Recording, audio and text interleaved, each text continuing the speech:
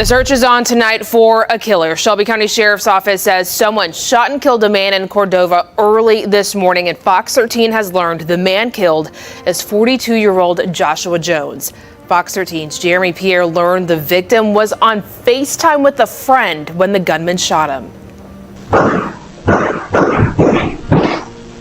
Those same gunshots is what 42-year-old Joshua Jones's girlfriend says his friend heard through FaceTime the moment a gunman took his life. He was on FaceTime with his best friend. They heard the gunshots and they called me, telling me to call the police because they was on FaceTime with him. Jones's girlfriend asked that we didn't show her face or use her name. She shared with me the gruesome details after she received calls from his best friend while she was at work. She says she immediately called 911 and asked for a welfare check to her home. Picture being on FaceTime with your friend in the middle of the night and suddenly hearing gunshots explode through the phone. Panic, screaming, confusion, then silence. That's the horrifying mystery now surrounding the death of 42-year-old Joshua Jones, a man found shot to death inside a Cordova home early Saturday morning. But what makes this case especially chilling is that investigators say Joshua may have been talking live with a friend on FaceTime when the shooting happened. Somewhere between that final conversation and the moment police arrived at the home, something went terribly wrong. And now, detectives are trying to figure out exactly who was inside that house and why Joshua never made it out alive. Before we get into this case, welcome to Global Pause Report, where we break down the most shocking true crime stories, ongoing investigations, and disturbing mysteries making headlines across the country. If you follow real-life cases, breaking developments, and in-depth crime documentaries, make sure you subscribe and turn on notifications so you never miss an update. Now let's get into the final moments of Joshua Jones, because this case only gets more disturbing the deeper you look. Before Joshua Jones became the center of a horrifying homicide investigation, he was known online by another name, MoneyHungry KaSeo. That was the name many people recognized across social media. Friends, supporters, and people familiar with the local music scene reportedly knew Joshua through his online presence and his growing interest in music.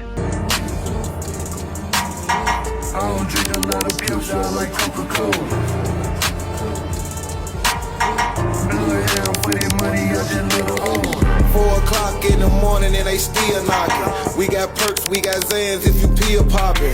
We got her, we got Finn if you like the nod. Got a Glock and nigga in case you wanna rob. We open 20. Early reactions online suggest he may have been trying to build himself as an upcoming artist. Like many independent artists trying to make a name for themselves, social media likely became a place where he shared his personality, lifestyle, ambitions, and music. For upcoming artists, those platforms become more than entertainment. They become identity, brand, recognition, a possible future.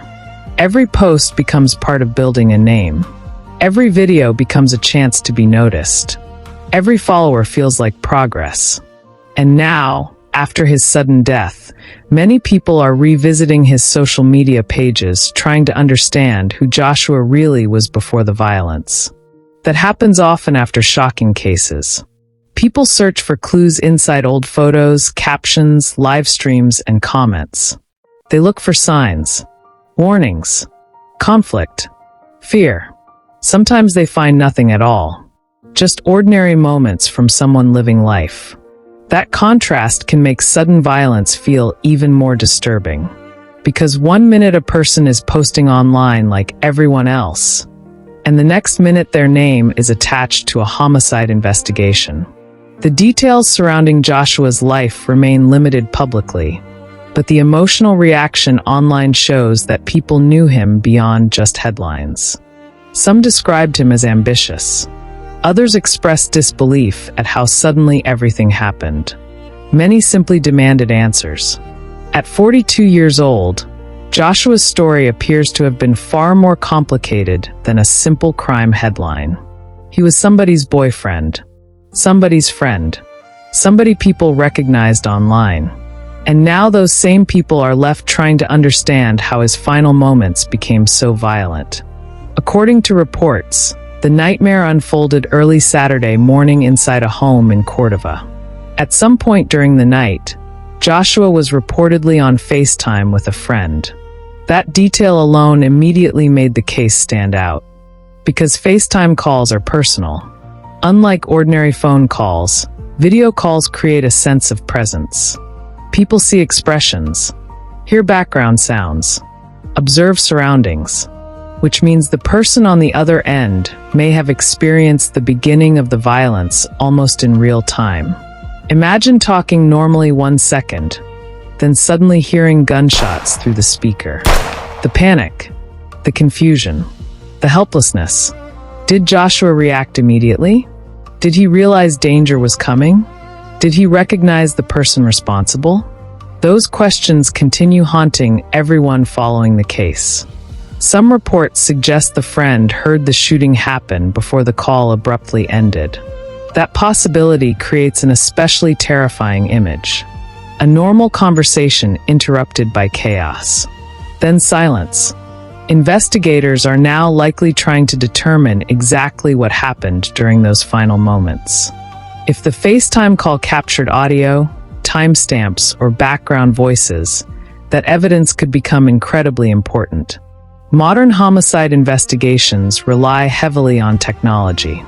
Phones record timelines, locations, communication patterns, and in some cases, digital evidence reveals truths people try to hide.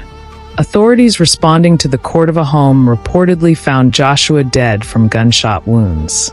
Just hours earlier, he may have been talking casually with a friend. That sudden shift from ordinary life to deadly violence is one reason this story has affected so many people emotionally.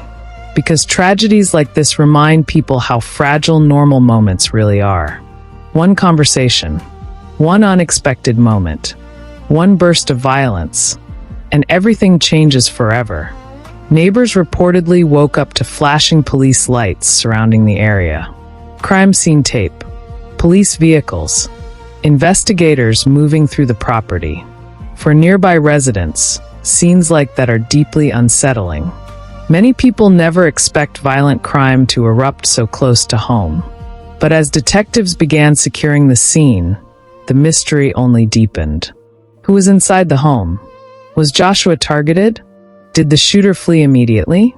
Did somebody nearby hear or see something important? Those are the kinds of questions investigators begin asking immediately in homicide cases. Every second matters during the early stages of an investigation. Detectives often work quickly to preserve evidence before memories fade or physical evidence disappears. Shell casings, phone records, surveillance footage, witness interviews. Each detail can eventually help reconstruct what happened. And because Joshua was reportedly on FaceTime during the shooting, investigators may now possess a digital timeline connected directly to the violence. That alone could become a critical part of the case. But while investigators search for answers, social media has already exploded with reactions.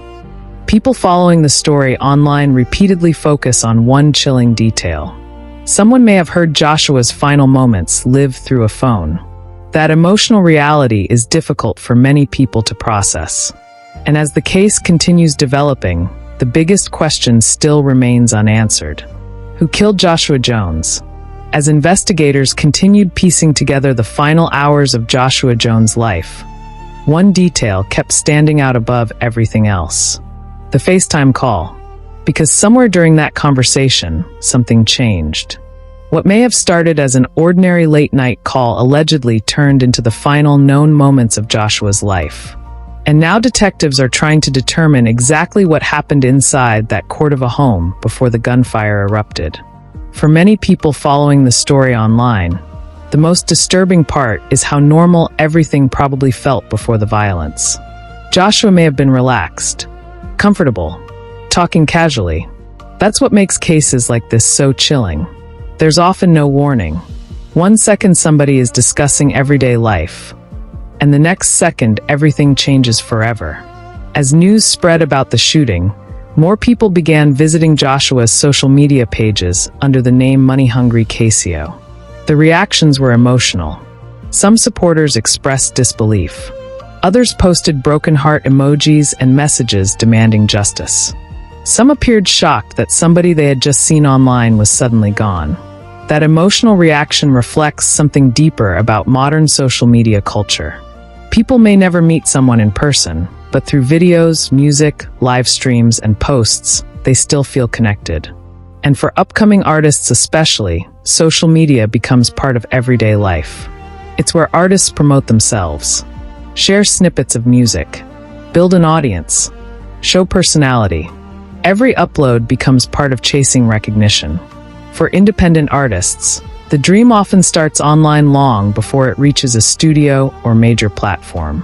That's why Joshua's death hit differently for some people following the story. To them, he wasn't just another headline.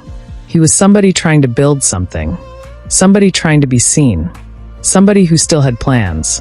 Now investigators are trying to understand whether anything in Joshua's personal life may explain what happened. In homicide cases, detectives usually begin by examining the victim's final known interactions. Who spoke with him? Who saw him last? Who knew where he was? Those questions often become critical. Authorities may also review text messages, call logs, and social media activity leading up to the shooting. Because modern technology creates timelines, and those timelines can expose secrets people believe are hidden. If Joshua communicated with someone shortly before the shooting, investigators will likely want to know exactly what was said. Was there tension? Was there an argument? Did he mention meeting someone? Even something that seems insignificant at first can become major evidence later. Meanwhile, the mystery surrounding the home itself continues raising questions. Who else was inside? Was the door forced open? Did neighbors hear arguing before the gunshots?